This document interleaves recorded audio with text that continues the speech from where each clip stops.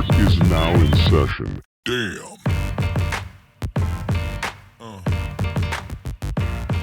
Yeah.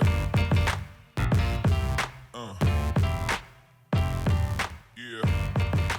What is going on, everybody? And welcome to my instructional video on how to use the new spreadsheet that we unleashed in Slack in the last couple weeks. And we are now using daily, every day. So if you are a member of Slack, you hopefully have already seen this beautiful spreadsheet. And if you are not a member of Slack, hopefully you will see this video and maybe it will convince you to join and become a member. So I've gotten a lot of questions from our members on how to properly use the spreadsheet. So I thought it would made sense for me to do a short instructional video. Hopefully this won't take more than 5 to 10 minutes, but you guys all know me and I have a tendency to be verbose. But let's just walk through it. I'll give you my thoughts and highlight some of the cool features that we have. And hopefully by the end of this video, you will feel confident using the spreadsheet. And again, if you are not a member of Slack currently, maybe this will convince you to become one. So as you can see, if you look on the screen, you see a nice table of all my top plays for that evening slate, right? And basically every player on the table that's my player pool for that night. So right now we have a tab up here, a tab for FanDuel and DraftKings. We'll get to the judges docket in a few minutes. But for the purpose of this video, each site, obviously I fill in, but we'll just go through DraftKings on the video right now. So I am working, by the way, on this chart pretty much throughout the day, and then especially the last couple hours of the day, and all the way up through lock. So again, all the players you see, that's basically my player pool. Now, up here, very easily, you have the judges' core, right? These are the top 4 guys that I'm probably going to build my lineups around. You can see this was on Sunday evening. Luka, who played like crap, thanks Luka, but still was a great play given all the injury news. Austin Rivers made the core today with LeBron. And what is this? Isaiah Frankenstein Hartenstein. It was a crazy slate. But again, this was my DraftKings core, and very easy to see. Again, if you're viewing this on a mobile device, it will look a little bit differently. But again, you should be able to still access all of the information. So you see my core here, and then bam, my point guards, shooting guards, small forward, power forward, centers, all the positions. They're placed by, you can see, by price, right? So studs up here, you got the mid-range guys, and then the value down below. There's only, I think, a 3 or 4 game slate on DraftKings, but still a lot of players, right, on this table. A lot of that is because players can be multiple positions on DraftKings, right? Now on FanDuel, see Brandon Ingram is a small forward, power forward. On FanDuel, he would only be a small forward. So it's pretty common that the chart on FanDuel won't have as many players or won't look as crowded as DraftKings because of player and roster flexibility. So this is how the table will look. Now you can see there's a nice star system in place that should help guide you if you're running short on time, and you should be able to open up the spreadsheet and pretty quickly get a gauge on who my top plays are, right? You look at the core. You can look at the rating system with the stars. We'll get over here to the cash pool players and optimal players in a few minutes. So obviously Luka had 5 stars, which makes sense. If he's in my core, he better have 4 or 5 stars, and he does. LeBron, 4 stars. Lonzo, who played tremendous tonight, got 4 stars as well. So that's one easy way to kind of gauge who I like. Now, what's very important is that you can just open the spreadsheet and look at the names, and that should be helpful and useful. But I highly recommend, if you see a blue little notebook here by a player, that means I wrote a note. Now, I'm spending a lot of time trying to write as many notes that I can for these players. So if you click on that little blue notebook, you'll see my notes come up for that player, right? So for Doncic, it says, I'm surprised he's only 36% on FanDuel right now, 25% on DraftKings. but point guard actually has a lot of nice options. I do have Luka right now in FanDuel Cash. DK I do not. But if Harden is out, his ownership will skyrocket. So you can see for each of these players, not each, but each one's with the blue notebook, I have a note. LeBron, he's not 100% healthy. Did not look right yesterday. With that said, he still put up 60 fantasy points and had 16 assists. And by the way, again on Sunday night, he clearly is not healthy. Did not look at the basket again. So a lot of the notes that I will post will be some of it will be based on what I've seen from actually watching games. Because again, unlike the other shows, we watch basketball here. And then a lot of it some of the other stuff will be more analytics and driven and stat based. So you'll get a nice combination of information if you do click on the blue box. What did I say for Lonzo? He is cheap and getting 30 minutes. If only he could make a damn shot. Yeah, I mean, see, so some of the notes aren't going to be obviously scientific, right? But Bielitsa, without Bagley, Jelly is getting back to 30 minutes and taking advantage of it. He put up 11 points, 6 rebounds, and 4 assists yesterday, and his price is too cheap on FanDuel at 4.5K. Even on DraftKings, he's a decent play tonight. I think he actually was, he was a FanDuel core for me and came through. So again,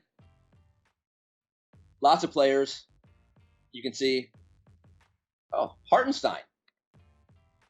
With updated news that he is starting tonight, I now project him for 28 minutes. And at 3K, he now becomes an elite play and a must in cash.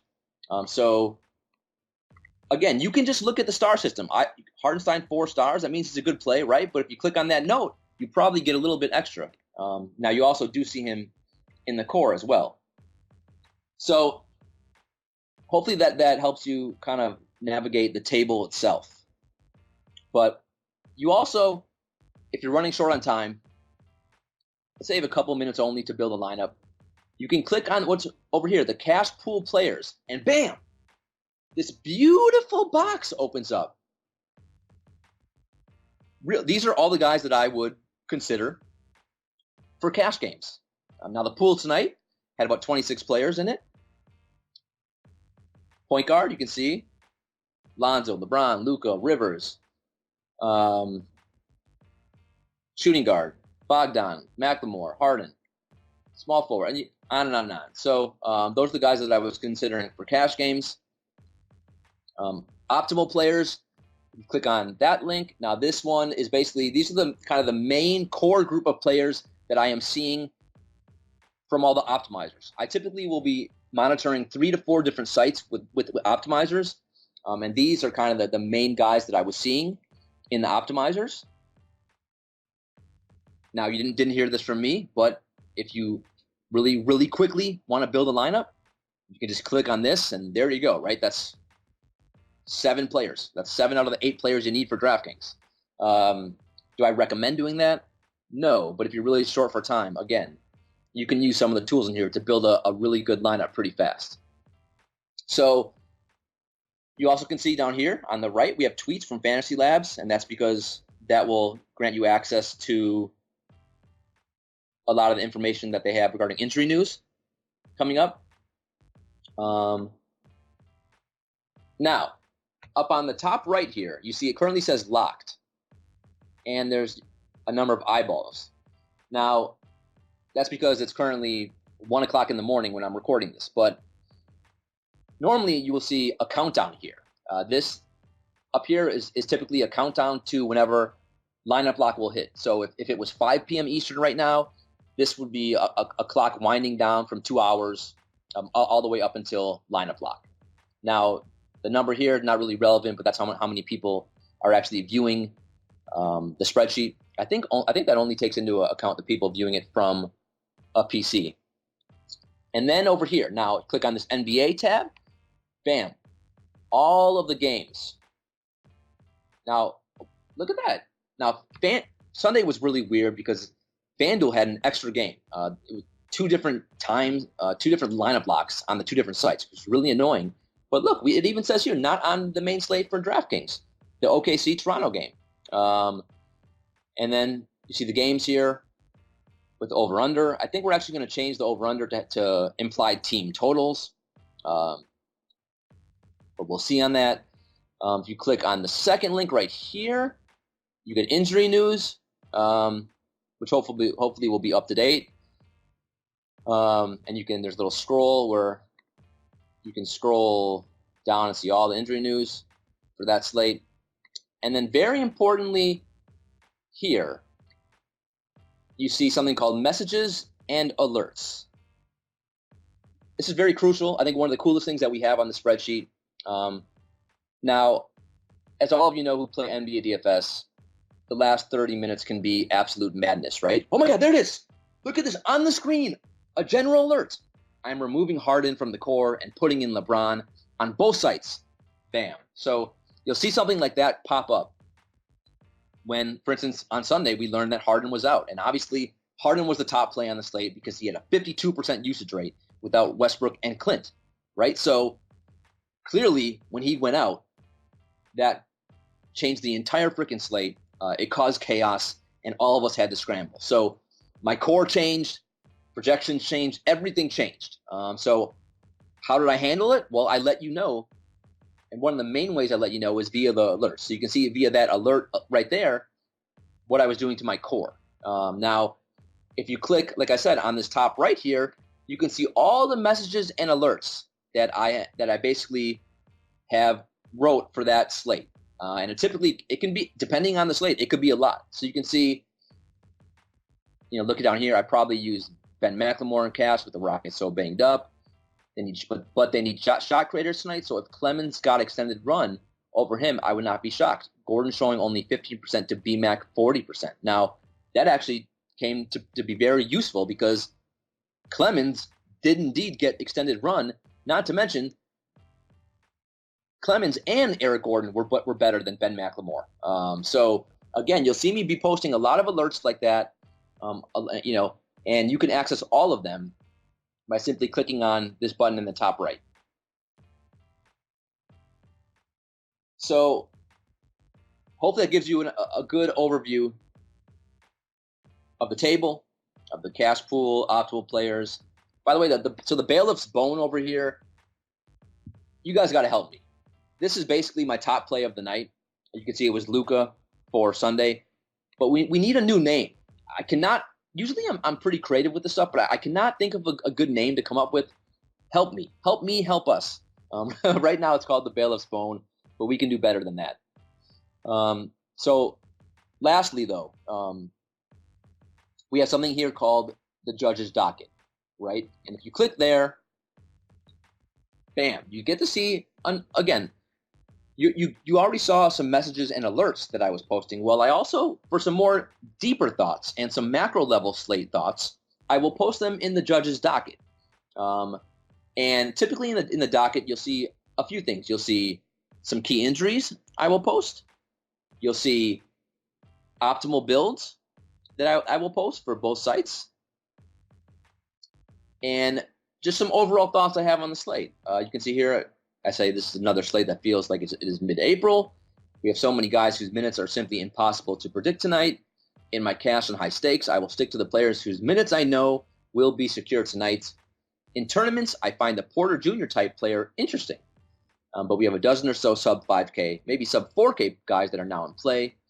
One contrarian strategy would be to avoid all these bums and play a really solid balanced lineup with guys like Ingram, Barton, and maybe mix in guys from the Charlotte-Memphis game. So now this was a short slate, so I didn't write a ton of thoughts in the docket. Also, there was so much chaos that I was going with a lot more alerts than the docket. But again, that will change and be contingent on the slate. Every slate is different. So you're going to want to be obviously checking all of these things, right? You obviously want to check the table that I have. You're going to want to check the notes that I have on the player. You check the core, obviously, the docket. You check, again, it's shorter on time, cash pool players, the optimal players, and then the alerts. And between all of that information, I mean, we're giving you a lot of content. I think it's pretty cool. Again, I am putting a ton of my energy and thoughts into this each and every night, spending hours making sure it's as good as it can be each and every night and up to date. Now, can the spreadsheet and the players be up to date to perfection every night when you have chaos occurring and Harden being out and a million different injuries? Not every day, but I do. Obviously, I'm only one person. I do the best I can. And if you're able to follow all of this, and obviously paying attention to the alerts when there are injury news, this should be a really good guide each and every night to set you down the right path. And at the very least, even if you're short on time, you should be able to open up this spreadsheet and be able to build a really solid lineup. And within only a few minutes, being able to feel, I'm not going to say 100% secure, but feel pretty confident about knowing what's going on for that particular slate. I think it's one of the best tools in the industry. Obviously, I'm a little bit biased, but we're still going to have some tweaks and make it better as the season progresses. But for right now, that is currently what we have. So hopefully this video was instructional and informative. If you do have any questions, feel free to leave them. I think we're going to post this on all social media platforms. You can obviously find me on Twitter at Daniel A. Green 1. You can DM me on Instagram at DG Courtroom. We're going to post this on YouTube at DG Courtroom. You can leave a comment there. So I'm very accessible. Obviously, you can find me in Slack if you're a member there. So I want your feedback. I welcome your questions. And that's about it. So again, hopefully you guys are enjoying the spreadsheet if you have been using it. If you haven't, hopefully this piqued your curiosity and now you are intrigued and you will join us in Slack, because I'm very excited for 2020 and the next few months, as this is going to be the best time of year for NBA DFS. NFL is finally just about over. So it's going to be great. And looking forward to the next few months, like I said.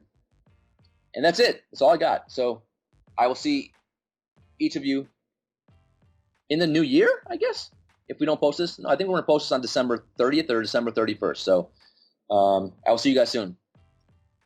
Later.